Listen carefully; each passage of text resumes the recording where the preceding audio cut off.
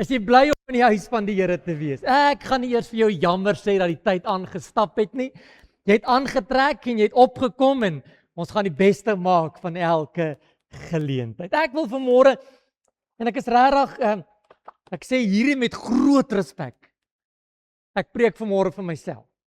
So as jy 'n stukkie daarvan wil hê, is jy meer as welkom. Maar ek preek eintlik net vir myself en ek wil vanmôre 'n bietjie met jou praat en vergewe die Engels. Ek wil met jou praat oor refund. Refund. En as jy jou Bybel saamgebring het, maak dit vir my oop daar by Joël 2 vanaf vers 19. Joël 2 vanaf vers 19. Wie weet nie wat refund is nie? Wie weet nie? Hoor julle my nie? Is ek reg? Beter? Is ek nou beter? Daar is hy. Ek het 'n definisie gaan neerskryf. Hy sê refund beteken om geld of 'n verlies wat geneem is terug te betaal of om jou daarvoor te vergoed. Dit word gebruik wanneer jy iets koop en jy dit terugvat. Wanneer 'n maatskappy geld gee vir 'n produk wat stikkend is, of wanneer jy 'n betaling kry vir iets waarmee jy nie gelukkig is nie. As jy 'n produk koop en dit werk nie, kan jy dit terugvat vir 'n refund. Wie weet nou wat refund beteken? Ek wil hê jy moet mooi verstaan. Ek weet nie wat se Afrikaanse woord hiervoor nie. Maar ek dink refund, hy gaan nogal lekker op my tong. En ek wil hê jy moet vanmôre gou saam met my lees daaruit Joël 2 so vanaf vers 19. As jy 'n plek het, sê gou saam met my. Amen. Joël 2 vanaf vers 19. Hy sê, en die Here het geantwoord en aan sy volk gesê, kyk, ek stuur vir julle koring en mos en olie, sodat julle daarvan versadig kan word, en ek maak julle nie meer tot 'n voorwerp van smaad onder die nasies nie. Vers 20. Hy sê, ja, ek sal die springkans swerm uit die noorde afkomstig van julle af wegjaag, en dit verdrywe na die dor en woeste land, sy voorhoede na die ooste see, en sy agterhoede na die westelike see toe, en sy stank sal opstyg, en 'n slegte reuk uit hom opgaan, want hy het al te groot dinge gedoen. Vers 21. Wees nie bevrees nie. Ek sê gou vir die persoon langs jou, wees nie bevrees nie. Wees nie bevrees nie, o aarde, juig en wees bly, want die Here doen groot dinge. Wees nie bevrees nie, diere van die veld, want die weidingsveld van die woestyn spruit uit, want die bome dra hulle vrugte, ja, die vyeboom en die wingerdstok lewer hulle drag. En julle, kinders van Sion, juig en wees bly in die Here julle God, want hy gee julle die leraar tot geregtigheid, en laat op julle neerdal die reën, die vroeë reëns en die laatreëns, soos voorheen. Vers 24. Dan sal die dorsvloer vol koring wees en die parskype van mos en olie oorloop. En ek sal julle vergoed. Sê gou saam met my, vergoed. Ek sal julle vergoed vir die jare wat die sprinkaan, die voetganger, die kaalvreter en die afknyper verslind het. My groot leermag wat ek teen julle uitgestuur het. Vers 26. Dan sal julle oorvloedig eet en versadig wees en die naam van die Here God prys, wat wonderbaar met julle gehandel het, en my volk sal in ewigheid nie beskaamd staan nie. Prys die naam van Jesus. Ek praat vanmôre 'n bietjie met jou oor die term refund, want hier kom die Here en hy kom praat met 'n volk wat so baie dinge verloor het, en hy sê vir hulle, hou net goeie moed, ek is die God wat herstel wat verloor is, ek bring seën wat daar skade is, en selfs, hoor mooi, gee ek vir jou meer as dit wat jy verloor het. Nou, kom ons begin voor. Ek weet jy ken die geskiedenis, die profeet Joël is besig om met die volk te praat, nadat 'n groot sprinkaan plaag deur die land is, en hierdie sprinkaan het al wat 'n graan, al wat 'n groen dingetjie is, opgeëet. Hy het die wingerde opgevreet en vernietig. Hy het die olyfbome beskadig en hy het kaal gevreet sodat daar niks oorgebly het nie en daar was armoede in die land gewees. En vir 'n land soos Israel waar landbou die hoofinkomste was dit eintlik 'n groot slag, want daar was niks gewees om te eet nie, niks om mee handel te dryf nie, niks gehad om te verkoop en te koop en dit was armoede reg oor die land. Die Bybel sê dat selfs die offers in die tempel het tot stilstaan gekom, want daar was niks gewees om te offer nie. En nou kom die Bybel en hy praat van 4 sprinkane wat hierdie land opgevreet het. En die eerste sprinkaan was daardie ou knaagsprinkaan. Sy oorspronklike naam is die Kazam. Weet jy wat doen hierdie sprinkaan? Hy kom in swerms en dan vlieg hy net so oor die land en hy vreet net so die toppe van die koring en die toppe van die mielies, daar waar die saad moet skiet en daar waar die mielie besig is om uit te groei. Hy kom eet net daardie laagie, hy kom vernietig net die oes, hy kom vernietig net die koring, hy kom vernietig net daardie mielie wat pas begin het om te groei. En weet jy wat, toe ek dit lees, toe besef ek dat soms is die duiwel net so in die bokant van ons lewens besig. Hy's net besig om so bietjie rond te skarrel en net so bietjie skade te maak, maar dis nie al wat hier gebeur nie. Ek lees verder, hy sê, en toe kom die treksprinkaan, die Arep, daardie verskriklike sprinkaan wat in donker swart swerms inkom en die Bybel sê dat hy alles opvreet wat voor hom kom tot so enkel hoogte maak hy skoon. Kry gou die prentjie. Dit was alright geweest toe hy net die punte afgeëet het, maar nou het hy ingekom en hy het alles afgevreet dat daar net sulke stopseltjies oorbly. En ek weet vanmôre sit die mense wat sê die duiwel het die boer rond gespeel, maar nou is hy besig om my oeste heeltemal te vernietig. Met wie praat ek? Maar dan gaan hy aan. Hy sê en toe kom die voetganger, die Jelek. Eintlik is dit Lelek, nie Jelekie. Weet jy wat doen hierdie sprinkaan? Hy sê hierdie sprinkaan kan nie juis vlieg nie. So hy hop so op die grond en dan eet hy daardie laaste stukkie wat uitgegroei het, wat uitstaan, eet hy heeltemal op. Die top is weg. Die groenigheid is weg en nou kom eet hierdie sprinkaan weg totdat daar net grond oor is. Weet jy wat sê die Bybel? Hy sê dis nie waar dit stop nie. Hy lees verder, hy sê en toe kom die ou kaalvreter. Weet jy wat doen die kaalvreter? Daar waar die vorige sprinkane nog so stukkies gemors het en op die grond ietsiekie oorgelos het, kom die kaalvreter en hy kom eet elke liewe krummeltjie wat oor is. Hulle sê sy bekkie is baie klein, sodat hy net dit kan eet wat oorgebly het. En toe ek dit lees, toe sê ek, Here, ek herken dit. Here, ek ken hierdie verhaal. Dalk nie elke keer in my eie lewe nie, maar in soveel mense se lewe het die sprinkaan verbygekom en hy die oes vernietig. En toe dit klaar vernietig is, toe kom eet hy elke groen stukkie en toe kom vreet hy hom tot op die grond. En toe dit klaar is, toe kom daar die kaalvreter en hy kom vreet tot die ou stof oor en daar's niks oor nie. Alles is verlore, alles is weg, alles is vernietig, daar's geen hoop nie, geen toekoms nie, daar's geen môre nie, daar's niks oor nie, en die Here sê, daar is nog steeds goeie moed, want ek is die een wat van sê die Here. En ek het vanmôre gekom om met jou te kom praat, wat sien hoe die sprinkaan besig is om jou lewe te vernietig, want hoor vir my, daar's nog steeds sprinkane in vandag se tyd. En ek praat nie van 'n fisiese ou lelike sprinkaan nie. Ek praat van die duiwel wat steel, wat slag en verwoes, wat mense se lewens vernietig met siektes en finansies en gesondheid en elke probleem wat hy net die hele tyd na ons kant toe gooi. Maar ek lees iets mooi. Die Here sê ek gaan jou vergoed. Steek gou jou hand op as jy vergoeding nodig het. Hy sê ek gaan jou vergoed, en dan noem hy 'n paar dinge. Hy sê, ek gaan vir jou koring en mos en olie stuur, sodat jy versadig kan word. Hy sê, ek gaan jou nie meer 'n voorwerp van smaad maak nie. Ek gaan die springkaan swerms, gaan ek wegjaag, sê die Here. Daar gaan weer vrugte wees, daar gaan weer reën uit die hemel uitkom, jou dorsvloer en jou parskyp sal weer begin lewe kry, sê die Here. Want dit is wat God doen, hy vergoed vir wat jy verloor het. Jy sien reg deur die Bybel,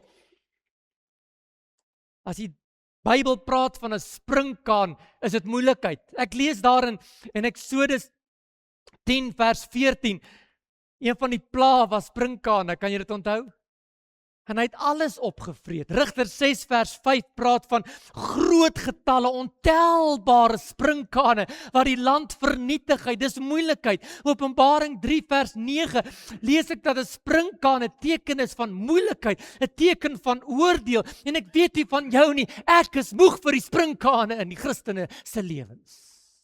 Moeg dat die kaalvreter vreet en die ander springkane kom en moeilikheid maak. En vanmôre wil ek 'n lyn in die sand trek en sê, duiwel, dit is genoeg tot hier toe en nie verder nie. Ons is koningskinders, ons is bloedgewas, ons behoort aan Jesus Christus. En wat die kaalvreter opgevreet het, sê Jesus, vanmôre sal ek kom refund. Ek gaan dit teruggee. Ek gaan dit terugbetaal, sê die Here. Al was dit nie my fout nie, jy's my kind, ek het jou lief, jou naam is in my handpalm gegraveer en ek sal self die prys betaal, sê die Here. Spreuke 6:31 sê, hy moet 7voudig gee wat ek verloor het. Jesaja 61 vers 7 praat van 'n dubbele deel wat na my kant toe gaan kom wanneer ek verloor het. Eksodus 22 vers 1 sê, dat as iemand by my gesteel het, moet hy nie net teruggee wat hy gesteel het nie. Hy praat van 'n 4de en 'n 5de deel wat my moet toekom. Jesaja 42 vers 10 sê, daar's 'n dubbele deel wat na my kant toe moet kom, as die springkaan my lewe besig is om te vernietig. En miskien gaan dit met jou goed vanmôre, dan wil ek die Here al die lof en die eer gee, maar die springkaan gaan een of ander tyd jou lande besoek. Ek wil dit amper so ver gaan om te sê, nie as hy kom nie, dis wanneer hy kom. En ek is nie 'n doemprofeet nie. Die einde is moeiliker as die begin, maar ek het vanmôre vir jou goeie nuus, hou net vas. As jou beeste siek is, hou net vas. As jou beeste besig is om te sterwe, hou net vas, want God het 'n belofte vanmôre, hy gaan nog steeds refund. Hoe weet ek nie? Maar een ding weet ek, hy sal ons nie alleen los. Maar toe gaan lees ek die eerste paar verse van Joël. En toe ek die eerste paar verse lees, toe besef ek, ons het hier te doen met 'n heilige God, 'n ernstige God. En kan ek jou gou 'n voorbeeld gee? As jy 'n kledingstuk by Edgars koop en jy moet dit teruggee, dan het hulle so 'n bordjie daar by die til, terms and conditions. Wie het dit al gesien? Jy moet die strokie hê, daar moet 'n label aan wees. Jy moet dit binne 5 of 6 dae doen, jy mag dit nie gedra het nie, dit moet in dieselfde toestand wees. Daar's voorwaardes en terme as jy die refund wil hê, en hoor my hart vanmôre, daar's ook vanmôre en terms en voorwaardes as jy die refund wil hê. Hallo? Ja, die Here sê ek gaan dit vir jou doen, ek gaan dit vir jou gee, maar daar's 'n voorwaarde. Daar's 'n voorwaarde. En ek lees Joël 2 en ek besef dat die Here is baie ernstig toe hy met die volk praat. Hy kom in die eerste plek en sê dat die eerste voorwaarde vir jou refund is ware bekering tot Jesus Christus. Kan ek dit gou vir jou lees? Joël 2 vers 12 sê, bekeer julle tot my, sê God. Vers 13 sê, bekeer julle tot die Here, julle God. Dis 'n duidelike boodskap wat God aan die volk sê. Hy sê, kyk die ellende wat in jou lewe aan die gang is. Kyk wat is aan die gang. Ek is bereid om alles vir jou terug te gee, maar daar's 'n voorwaarde, keer terug tot die Here. Reg deur die Ou Testament sien ons hoe goed dit met die volk gaan. En dan word hulle afvallig, hulle word in ballingskap ingevat, en dan bekeer hulle, dan red God hulle elke keer uit. 7 keer in Rigters gebeur dit. En die boodskap is dieselfde. Vanmôre is die boodskap dieselfde. Die Here sê, ek is in staat, ek wil, ek kan en ek gaan jou red in jou situasies, maar keer terug tot die Here. Jesaja 55 vers 7 sê, laat die goddelose sy weg verlaat en bekeer jou, sê die Here. Sodat ek my oor jou kan ontferm. Esegiel 18 vers 20 sê, bekeer julle en word van jou oortredinge genees. Vers 22 sê, want ek het geen behaag daarin dat jy sterwe nie, sê die Here. Word eerder bekeer, spreek die Here. Jy ken 2 Kronieke 7 vers 14. As my volk, oor wie ek my naam uitgeroep het, terugkeer, bekeer, bid, verontmoedig, terugkeer na die Here toe, dan sê die Here, sal ek uit die hemel hoor en jou land genees. Dit praat van 'n verandering in jou rigting, 'n verandering in jou lewenstyl. Matteus 4 vers 7 sê dit so mooi, bekeer julle. Handelinge 2:38, bekeer julle. Handelinge 3 vers 19, bekeer julle. 2 Petrus 3 vers 9, God wil nie dat een mens verlore moet gaan nie, maar bekeer julle, spreek die Here. Die voorwaarde is eenvoudig. Soek jy refund? Keer terug na die Here toe. Keer terug na die Here toe. Weet jy wat, jy hoef niks verder te doen nie. Die Here gaan voorsien. Die Here gaan voorsien. En ek wil hê jy moet vir 'n oomblik bietjie terugkyk in jou lewe, daar waar die springkaan vernietig het en opgevreet het. As jy refund soek, bekeer jou tot die Here. En ek het vir jou gesê in die begin, ek praat vanmôre met my. Die tweede voorwaarde is 'n opregte hart. Ek lees daar in vers 13 van Joël 2, hy sê, en skeer julle harte. Sjoe, maar hy gaan aan. Hy sê, en skeer julle harte en nie julle klere nie. Weet jy wat was die tradisie? Wanneer iemand berou gehad het in die Bybelse tyd, of hy wou iets gewys het dat hy jammer was vir wat hy gedoen het, dan het hy sy klere geskeer. Ja, ons lees dit baie van Dawid, wat sy klere skeer wanneer hy berou het oor die volk, of berou het oor sy sonde. Maar hier kom die Here en sê, weet jy wat, dit gaan meer vat as klere skeer. Dit gaan meer vat as 'n uiterlike handel, sê die Here. Ek soek 'n opregte hart, sê die Here. Nie net woorde nie, jou dade moet in lyn kom. Baie mense hoor die woord van die Here, dit kla hulle aan, hulle kom tot bekering en dit gaan jolly, maar voor 2 weke, dan is hy net weer waar hy was. Hoekom? Want ons het ons klere geskeer, maar nie ons harte nie. En hier kom die Here en hy praat met die volk en hy sê, ek soek ware bekering, nie net 'n show voor die mense, of iets wat jy doen om raak gesien te word nie, sê die Here. Hoekom nie? Want die Here kyk in die hart, terwyl die mense op voor die kop kyk.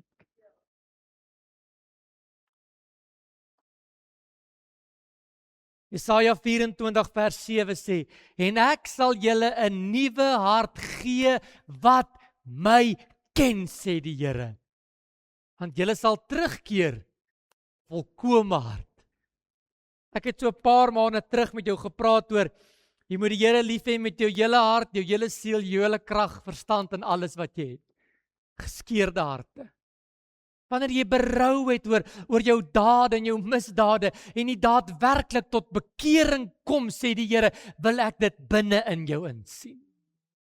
Esegiel 18:31 sê, werp al julle oortredinge waarteer julle oortree het van julle af weg en maak vir julle nuwe harte voor die Here. Romeine 8:27 sê, jy kan niks vir die Here wegsteek nie. Hy toets jou harte, hy toets die nier, hy ken jou, sê die Here. Hy ken jou motiewe, hy ken jou gedagtes, hy ken jou opregtheid en jy kan nie voor die Here 'n rad voor die oë draai nie. As jy bekeer, sê die Here, moet jy dit daadwerklik doen. Jou hart moet geskeer word voor die Here. Matteus 5 vers 8 sê, salig is die reines van hart. Hoekom? Hulle sal God sien. Ja, bekering is belangrik, bitter baie belangrik, maar dit kos dat ek my hart oop skeer en die Here kan inkyk wat besig is om aan te gaan. 'n Diep berou, nie net met my woorde nie, maar met my hart. Die derde plek, 'n heilige lewe. Ek lees so mooi, Joël 2 vers 16, Joël sê vir die profete, gaan versamel die volke bymekaar, die hele volk, en heilig my gemeente. En heilig my gemeente. Ons jaarthema is Kataros, om rein en heilig voor die Here te wees in alles wat ons doen. Dis nie net ons jaarthema nie, dis God se hart. Dis God se wil, dis God se begeerte dat sy gemeente heilig en rein voor God sal wees. 1 Petrus 1 vers 15 sê, maar soos hy wat julle geroep het heilig is, moet julle lewenswandel heilig wees. Jy ken dit uit jou kop uit, ek preek baie daaroor. Hoekom? Want 1 Petrus 2 vers 9 sê, maar julle is 'n uitverkore geslag, 'n koninklike priesterdom, 'n heilige nasie. Ons is nie deel van hierdie wêreld nie. Ons is nie deel van die ander nie. Ons is uitgekies, sê die Here. En daarom verwag ek van jou om heilig, opreg te lewe, soos wat Titus 2 vers 14 sê. Hy het sy lewe vir ons gegee, sodat ons heilig en rein en volmaak voor God se troon kan staan. As jy refund in jou lewe soek, word heilig, sê die Here. Pastoor, jy is opgewonde. Ek is moeg vir die springkane. Weet jy wat doen, help net vir 'n rukkie. Haka, wat spyt mense vir springkane? Gif, iets, ek weet nie wat spyt jy nie. Dit help net vir 'n rukkie. Ek moet bekeer, ek moet opregte hart hê, ek moet 'n heilige lewe hê. En dan sê die Here, okay, kom ek refund jou vir dit wat jy verloor het. Herken jy jouself so 'n bietjie hierso? Nommer 4, ons het begin roep na die Here. Wanneer laas het jy tot die Here geroep? Hoor gou wat gebeur hier. Joël 2 vanaf vers 15 sê, hy sê, blaas die bassein. Blaas die bassein. Wat het die bassein gedoen?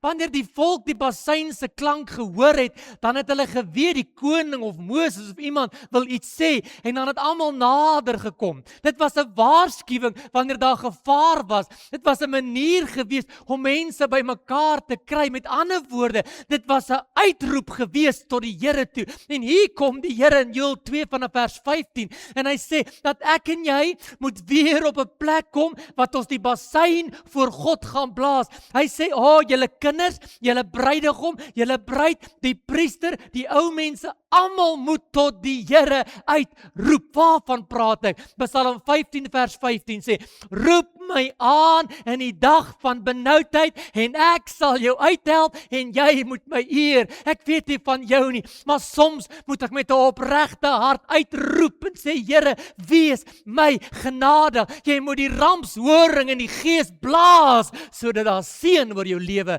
kan uitkom, sê die Here. Here, ek het 'n probleem.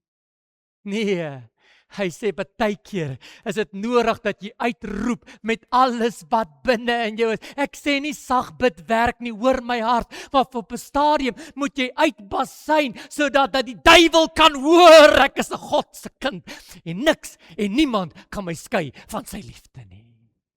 Ek basyn dit uit, ek roep dit uit, ek blaas die ramshoring, sodat elke nasie, volk en taal kan hoor, dat my God is in staat om wonders te doen. Roep my aan, sê die Here. Wanneer laas het jy die Here aangeroep, sodat hy jou kan hoor?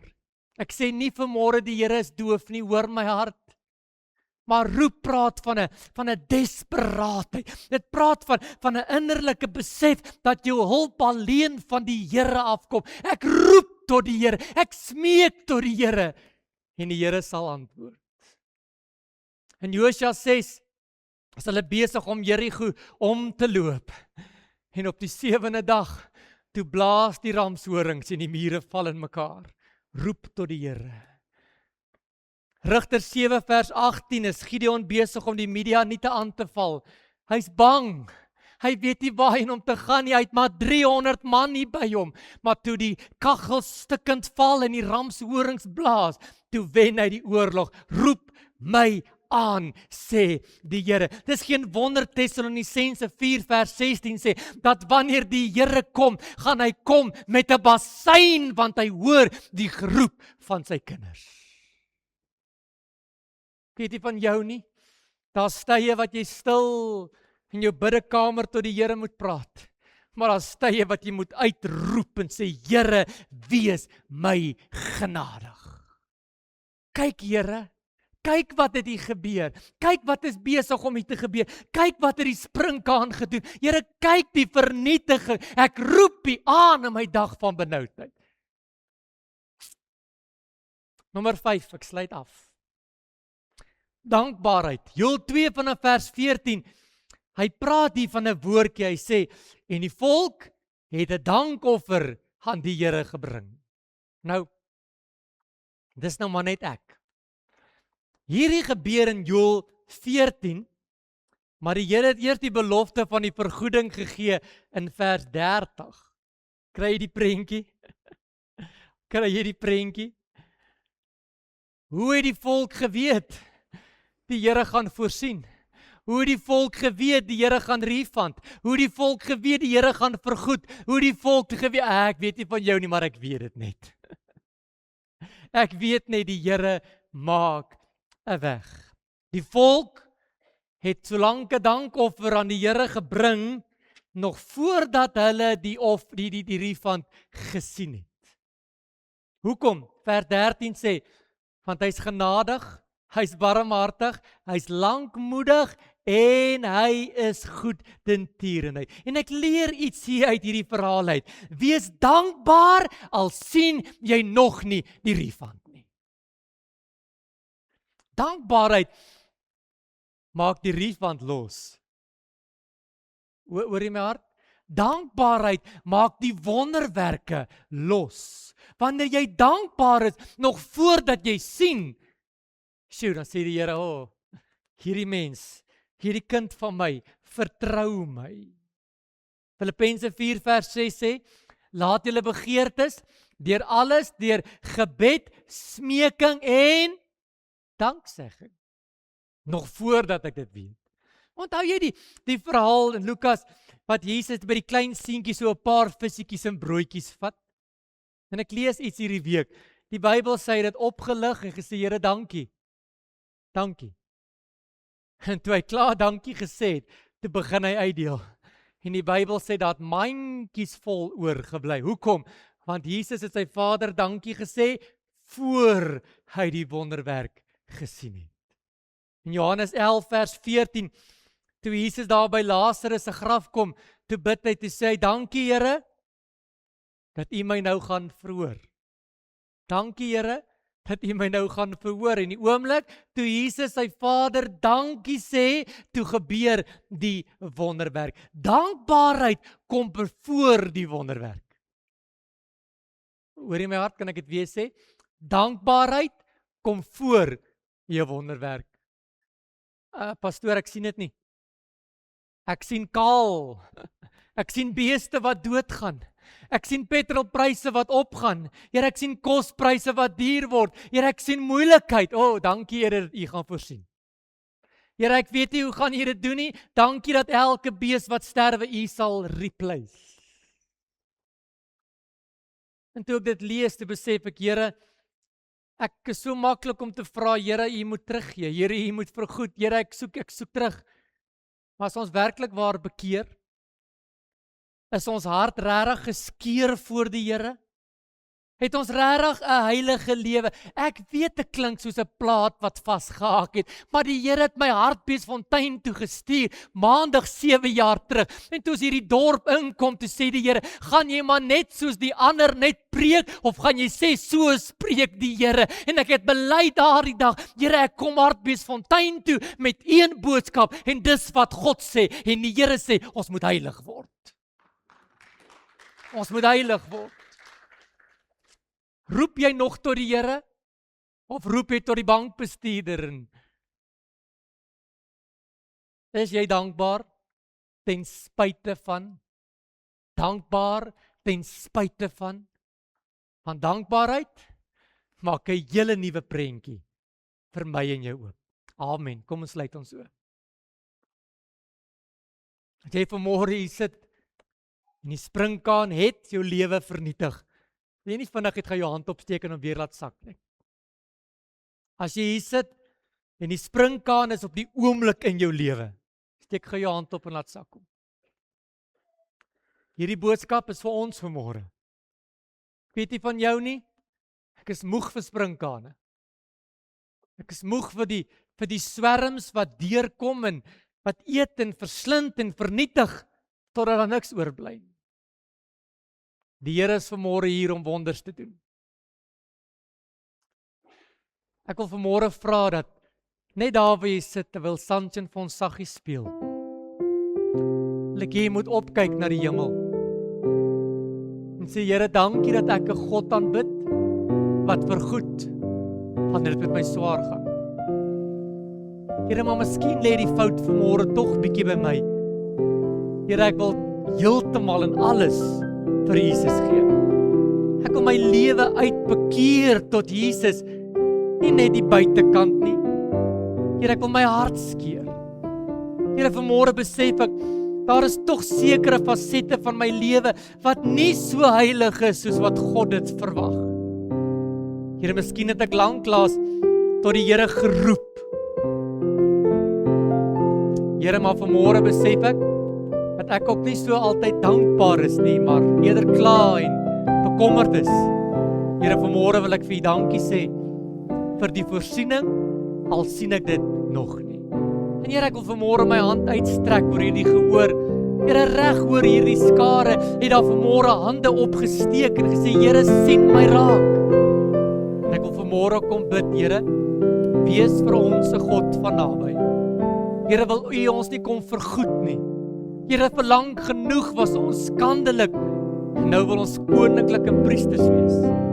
Here, my gebed is dat jy ons swak hand in die sterk hand sal kom sit, en dat U ons vanmôre sal oortuig en sal verseker, U is nog in beheer. Amen en amen.